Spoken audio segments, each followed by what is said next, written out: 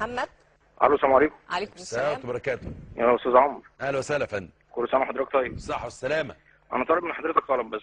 اتفضل يا فندم. يعني حضرتك في شيخ على ايدك اليمين وشيخ على ايدك الشمال والجماعه بيقروا قران، والمدام اللي جنب حضرتك بحط رجل على رجل. معلش. اكيد ما خدتش بالها يعني، او بحكم معلش. العاده. حضرتك ليك سؤال؟ ماشي، انا نقطه طيب، بس هي دي النقطه اللي انا عايز اعلق شكرا يا عليها. استاذ محمد، شكرا للتنبيه. سؤال كمان؟ اهلا ايمن، اتفضل. السلام عليكم. عليكم السلام ورحمه الله وبركاته. انا الدكتور ايمن قداح صديق البرنامج وبكلمك.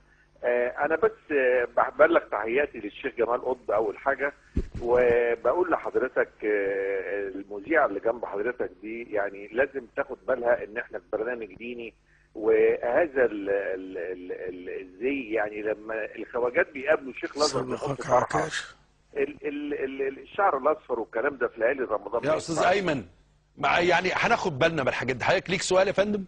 ايوه، ليه سؤال للشيخ. اتفضل يا فندم.